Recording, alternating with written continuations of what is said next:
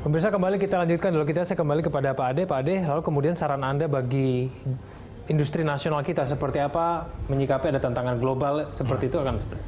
Pertama tetap optimis, karena itu ada modal dasar daripada berusaha, harus tetap optimis. Kita juga banyak mengusulkan kepada pemerintah untuk memotong berbagai hambatan-hambatan yang ada, sehingga kita menjadi lebih efisien. Misalnya logistik, pemerintah sudah memperkenalkan kepada industri kita tentang pusat logistik berikat. Itu sangat jauh menurunkan modal kerja kita, dan tentu modal kerja kita turun, segala macam turun, dan ini memberikan efisien. Kemudian juga misalnya pusat tekstil kan ada di sekitar Bandung Raya, itu hampir 51% seluruhnya ada di sekitar situ. Tentu kita juga tidak bisa mengandalkan jalan-jalan yang menggunakan jalan tol biasa, tapi sekarang diaktifkan lagi menggunakan rel baja antara Tanjung Priuk dengan Bandung.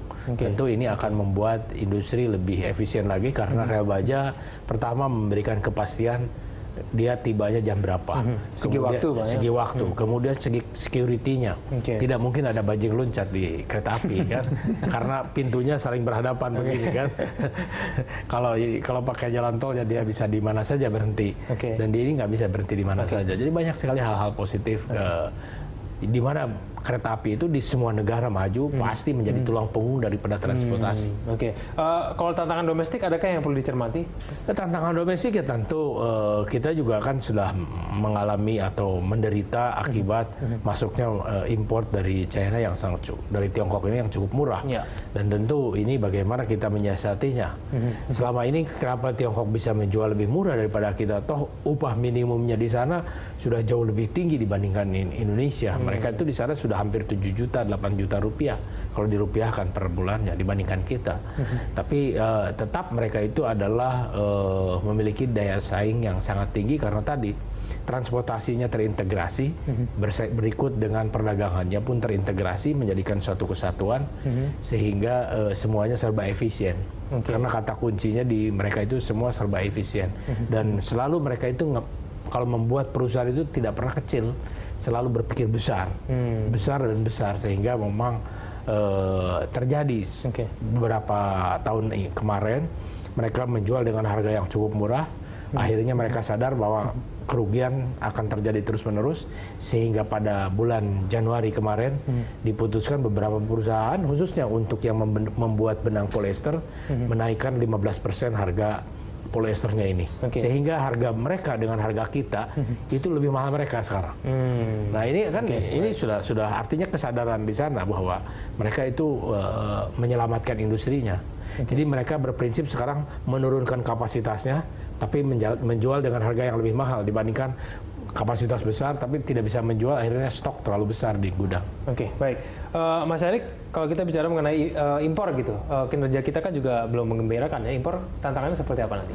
Impor sebenarnya kalau itu sangat bergantung pada pertumbuhan ekonomi kita ya, karena yang tadi sudah disampaikan kebanyakan gitu untuk bahan baku dan barang modal. Jadi kalau ekonomi kita tumbuh, maka kecenderungan impor juga akan naik juga, kecuali kita bisa melakukan substitusi dengan industri yang membuat di sini ini ya. Paling tidak apakah pemerintah sepanjang tahun ini sudah menunjukkan paling tidak untuk memperbaiki impor dan ekspor? Penilaian Anda seperti apa? Saya pikir sih memang kalau pemerintah sih sudah banyak melakukan hal ya. Kalau kita lihat dari paket-paket kebijakan ekonomi kan juga banyak yang untuk mendorong industri dalam negeri ya. Nah itu tapi memang butuh waktu itu yang harus dilakukan. Nah sementara ekspor itu memang lebih banyak ditentukan oleh faktor dari global demand-nya seperti apa, kemudian currency. Nah paling yang bisa dilakukan di kita adalah meningkatkan daya saing ya, misalnya dengan perbaikan di efisiensi produksi segala macam. Nah tadi sudah disampaikan juga di Cina atau di Tiongkok itu sendiri kan mereka sudah mencapai economy soft scale ya, dengan perusahaan yang cukup besar, mereka biaya produksinya bisa turun ya secara rata-rata gitu. Tapi ya itu ada masalah oversupply dan over capacity ya untuk itu. Mas Erik, mampukah kita seperti yang kita sudah diskusi tadi pas jeda ya, bisa nggak kita mengambil keuntungan dari kondisi global antara Amerika dan Cina dan kemudian Donald Trump, seperti apa, bagaimana? Saya pikir untuk yang kita harus lihat nanti untuk yang Amerika seperti apa. Kalau memang Cina banyak naik, saya justru malah kita harus waspada gitu ya, karena pertama ada kemungkinan ekspor kita bisa terganggu ya, terutama komoditas energi.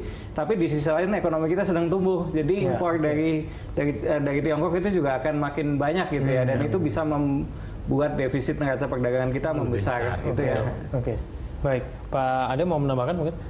Tentu kalau memang kedua blok negara ini makin tajam nanti di dalam persaingannya, tentu pasti kita harus bisa cerdik memanfaatkan posisi dan kondisi seperti ini menjadi keuntungan buat Indonesia.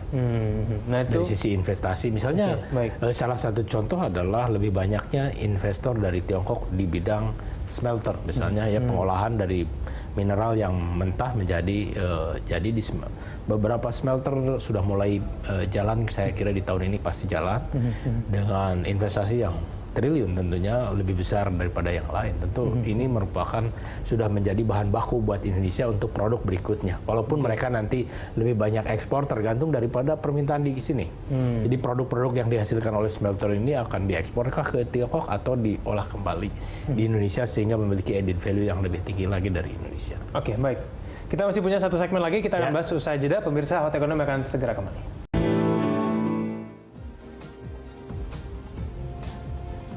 Pemirsa, kita sudah sampai di segmen terakhir. Saya kembali kepada Mas Erik. Mas Erik, sekarang kita bicara ke depannya. Apa yang mungkin pemerintah perlu lakukan untuk mempertahankan supaya neraca perdagangan kita tetap surplus, supaya ekspor kita ini terus mumpuni, paling tidak diperbaiki? Yang pertama diversifikasi ya. Pertama ya, tapi itu memang umum ya, kita sering bilang itu, tapi itu butuh waktu. Ya.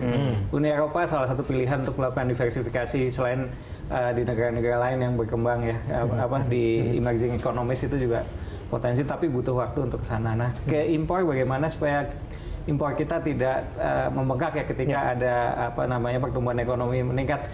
Ya memang butuh substitusi impor, cuma berbeda dengan zaman waktu Pak Harto tahun 70-an gitu ya. Semua harus dikerjakan sendiri. Sekarang mungkin kita ingin mengundang investor asing untuk masuk untuk membuka industri di sini gitu. Kemudian produknya bisa saja dijual ke Indonesia, digunakan sebagai input antara gitu ya, atau final goods atau apa, atau bisa juga diekspor. Jadi kita mengundang supaya ada value added dari industri kita di sini juga gitu, dan itu bisa mendukung industri yang lain. Oke, baik. Pak Ade, kalau menurut Anda sekarang pemerintah apa yang dibutuhkan dari sisi pengusaha paling tidak sepanjang tahun 2017 supaya ekspor kita juga menaik, impor kita ditekan? Yang pertama barangkali kita ingin bahwa Indonesia memiliki yang namanya industri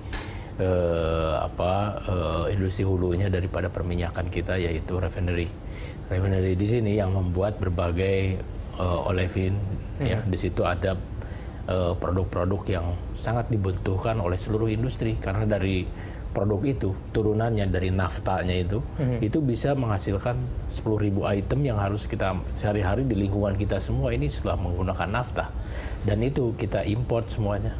Nah, kalau ada industri hulunya itu yang memang di mana industri hulu itu pasti sangat kecil marginnya, sehingga harus ada intervensi pemerintah di situ.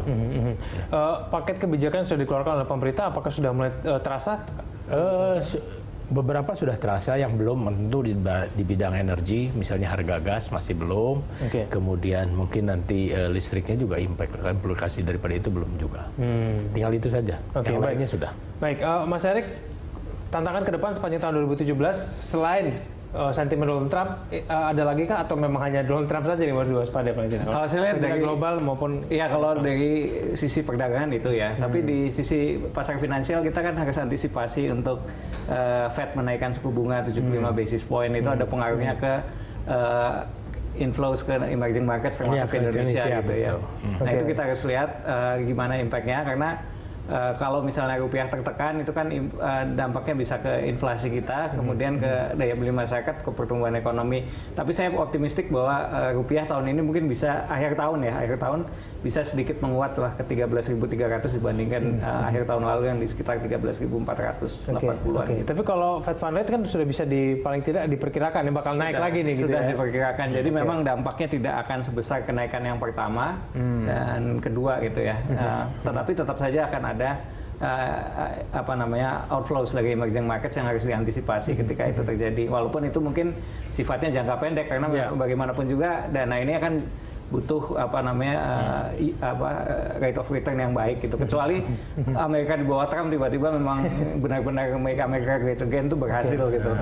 Oke. Nah kalau di luar Amerika misalnya kan ada beberapa surprise pada tahun lalu seperti Brexit, lalu kemudian krisis Yunani. Nah itu tahun 2017 menurut Anda kira-kira ada kemungkinan seperti itu atau tidak? Secara global itu memang ada kecenderungan nasionalisme ekonomi itu meningkat lagi gitu ya. Karena memang apalagi kalau Trump begini kemudian nanti saling berbalas gitu ya. Berubah peta lagi. Oke, baik. Untuk dalam negeri apa yang perlu dicermati mungkin? Dalam negeri sih saya pikir untuk politik sih stabil ya, tidak ada masalah gitu ya. Untuk ekonomi paling untuk pertumbuhan ekonominya ini yang harus dijaga, daya beli masyarakat itu jangan sampai melemah gitu, karena kemungkinan inflasi bisa lebih tinggi dari tahun lalu. Tahun ini akhir tahun saya perkirakan di 3,5% bandingin 3%, karena memang kalau ekonomi tumbuh tentu ada pengaruhnya juga pada demand side dari yang mempengaruhi inflasi gitu.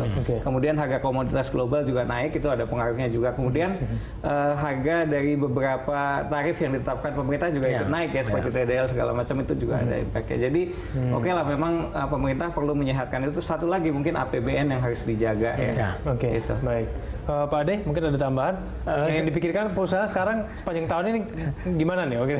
Ya kita berharap bahwa pemerintah juga karena kita melihat bahwa global ini untuk 2 tahun ke depan masih akan terjadi kelesuan-kelesuan ini sampai dengan 2 tahun. Tentunya sampai 2 tahun lagi ya. 2 tahun lagi kita 2017, 2018 sampai kita melihat the real result daripada actionnya Donald Trump itu seperti apa. Nah ini memerlukan waktu 2 tahun. Dari 2 tahun itu kita selama 2 tahun ini kita harus lebih banyak melihat ke pasar dalam negeri lebih banyak. Artinya amankanlah pasar dalam negeri untuk kepentingan industri dalam negeri. Ujungnya juga sama-sama seperti Donald Trump.